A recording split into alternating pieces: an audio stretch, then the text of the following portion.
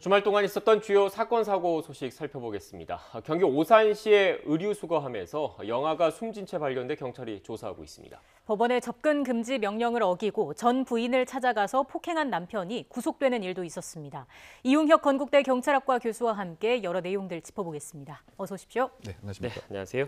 교수님, 먼저 안타까운 소식부터 좀 알아봐야 될 것 같은데 의류 수거함에서 아기가 숨진 채 발견된 것 같습니다. 네, 그렇습니다. 그 수거하는 그 과정에서 그 알몸으로 이불에 쌓여 있고요. 영아가 말이죠. 더군다나 그 탯줄과 태반이 그대로 있는 것으로 봐서는 분만한 지 얼마 안 되는 그런 영아로 그 추정이 됩니다. 네. 그래서 그 도로에 있기 때문에 아마 그 CCTV 등을 확인을 해서 과연 누가 이 아이를 이렇게 버렸는지 또는 이렇게 사망한 상태로 유기한 것인지에 대한 수사가 이루어져야 될 것 같고요. 예. 결국은 그 영아 살해 또는 영아 유기치사의 혐의가 이제 강한 것 같은데 일반적으로 살인죄 중에서 이른바 영아 살해 그 이를테면 분만 직후 직전에 치역을 은폐하기 위해서 또는 양육할 수 없는 이유로 기타 참작할 만한 동기가 있는 경우에 일반 살해죄에 비해서는 상당히 형량이 낮습니다. 네. 그 10년 이하 또 일반적으로 보게 되면 1년의 징역이 선고되거나 집행유예 경우도 많이 있기 때문에 사실 형량을 상당히 높일 필요가 분명히 있고요. 어쨌든 어제 상당히 추운 날에 이런 끔찍한 일이 생겨서 안타까운 마음이 많이 듭니다. 예, 지금 경찰이 용의자를 쫓고 있는데요. 추가적인 소식을 좀 더 기다려봐야 할 것 같습니다. 주말 동안 여러 사건, 사고 소식들이 많았는데 이 내용도 짚어볼게요. 법원이 내린 접근 금지 명령을 어기고 전 부인을 찾아가서 폭행한 40대 남성이 이제 현행범으로 체포가 됐다가 어제 경찰에 구속이 됐습니다. 이 사건도 어떤 내용인지 설명해 주시죠. 네, 17일 날 이 전 부인이죠. 이혼한 그 부인의 사무실에 찾아가서 폭행을 하고 휴대폰도 부수고 등에 이 상해를 입히는 행동을 했는데 네. 더 문제가 되는 것은 사실 이번 달 초에 이 일에도 이 전 부인이 직장에 찾아가서 예. 차로 강제로 태우고 이렇게 돌아다니는 형태가 있었습니다. 그래서 지인에 의해서 신고가 이루어져서 일단 접근 금지 조치에 대한 명령을 받은 상태였기 때문에 네. 이것도 위반을 한 것이고요. 또 일정한 사무실에 침입도 했고 또 상해까지 가했기 때문에 사실 요즘에 문제가 되는 이른바 헤어진 다음에 생기는 여러 가지 이별 상해, 이별 범죄 또는 왜 이렇게 명령 자체가 제대로 지켜지고 있지 않는 것이냐, 즉 신변보호라고 하는 명령이 있다고 한들 결국 이렇게 복수와 앙심과 일정한 왜곡된 마음을 갖고 공격하는 이러한 가해자를 왜 지금 제대로 막지 못하는 것인가, 그런 연장선상에 있는 사건이 아닌가 생각됩니다. 네, 지금 교수님께서 말씀을 하셔서 다시 질문을 들어보면 이 방송을 보시는 분들 가운데도 상당수가 그런 생각을 할 겁니다. 지금 이 피해자 같은 경우에는 신변보호가 지금 신청이 돼 있었던 상태이고, 그리고 이 가해 남편에게는 접근금지 명령까지 내려진 상황이잖아요. 그러니까 어떻게 보면 지금 현재 우리 사법 체계에서 피해자를 보호할 수 있는 조치들이 다 시행이 된 상태인데 막지를 못했단 말이죠. 어떤 제도적인 문제가 있다고 봐야 되겠습니까? 네, 지금 이 사안을 조금 차근차근 살펴보면 네. 2일날 발생한 감금과 관련돼서 경찰이 감금 혐의에 대해서 피해자에게 확인을 했더니 사실상 감금이 아니고 내가 자발적으로 차에 탔다라고 얘기를 했기 때문에 예. 그러다 본다면 사실상 이것이 사실이 아닐 가능성도 있는데 이러한 본인 자체가 감금이 아니라고 얘기를 했기 때문에 이것을 받아들일 수밖에 없는, 즉 형식적 논리에 사실은 매몰될 수밖에 없는 한계점이 있다. 지난번에 발생한 사건도 송파 살인 사건 역시 체포를 했음에도 불구하고 사실 긴급성에 해당이 되지 않는다고 이제 판단을 해서 역시 풀어줬더니 예. 불과 며칠 안에 송파의 가족들을 피습하는 이런 일이 발생했었죠.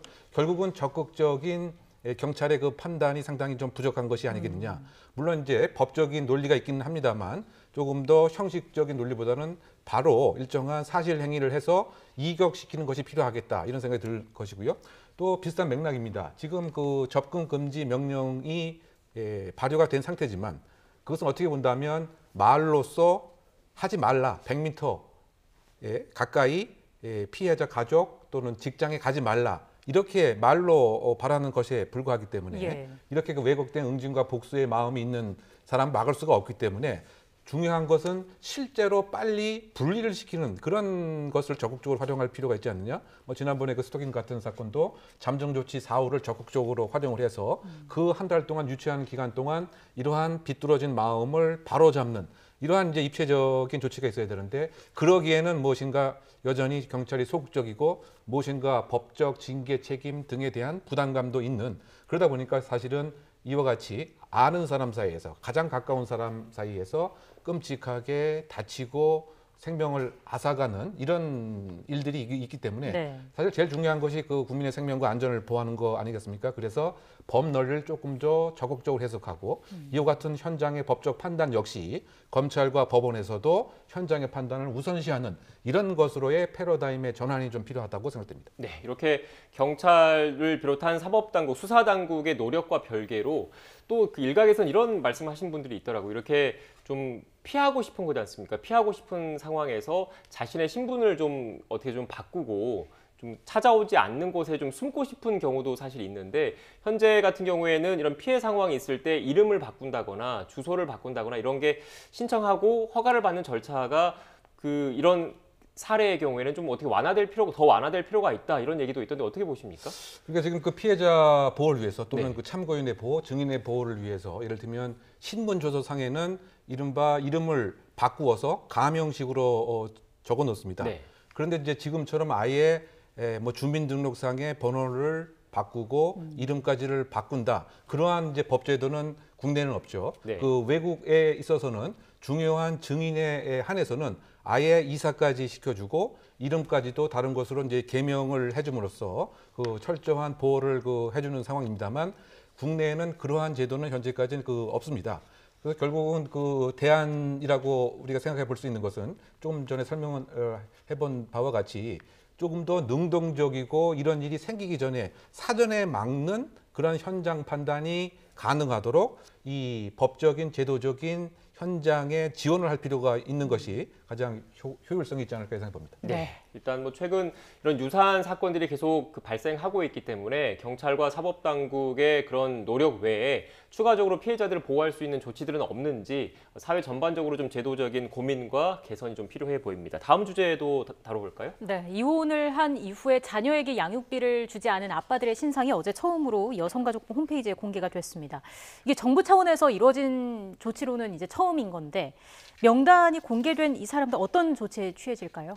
네, 그 소위 말해서 감시 명령을 받은 이후에 예. 분명히 그 양육비에 대한 지급 의무가 있음에도 불구하고 이를 이행하지 않는 사람들에 대해서 여러 가지 이행 확보 수단을 강구하고 있습니다. 네. 그래서 지금 이제 사례처럼 이번에 정부에서 처음으로 그 신상을 공개를 했죠. 6가지 항목에 있어서 이를테면 그 직장이라든가 이름이라든가 지급하지 않은 기간이라든가 등 이같이 그 공표라고 하는 방법이 하나가 있고요. 네. 그뿐만이 아니고 이를테면 출국 금지를 6개월 동안 시킬 수 있는가 하면 그 관할 경찰서장에 그 요청을 해서 운전 면허를 100일까지 정지를 시킬 수도 있습니다.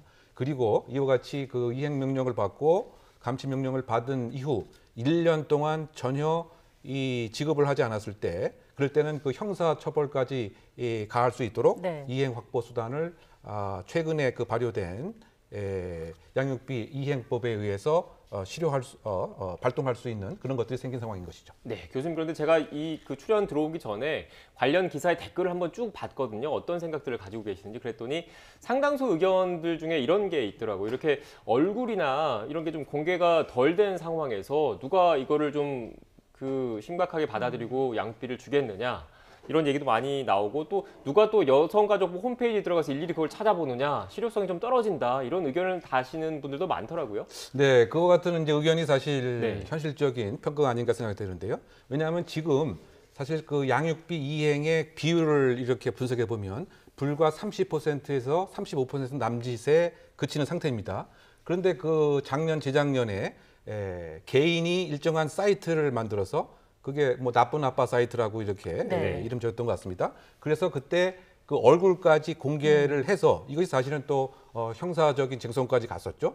그래서 사실은 이제 무죄를 받긴 했습니다. 왜냐하면 목적 자체가 상당히 공익적이기 때문에. 예. 그런데 그때는 분명한 얼굴 자체도 함께 등장을 했기 때문에 본인이 느끼는 나름대로의 압박감 그리고 사회적 체면에 대한 이행 수단이 상당히 실효성이 있었던 것이죠. 근데 지금 제대로 지금 언급을 하신 그 부분이 누가 그 여가부 사이트까지 가서 확인을 하겠느냐. 근데 얼굴이 알려져 있지 않은 상태에서는 사실상 지금 우리가 예상하는 이런 이행 강제 수단의 실효성을 확보할 수가 없다. 네. 그런 측면에서 그 봐서는 지금 그 6개 항목에 두 지금 사람에 대해서 공개가 됐습니다만 그렇게 그 실효성이 없을 가능성이 크다. 그래서 저는 개인적으로 얼굴을 공개하는 내용까지 포함을 하는 것이 지금 필요하지 않겠느냐.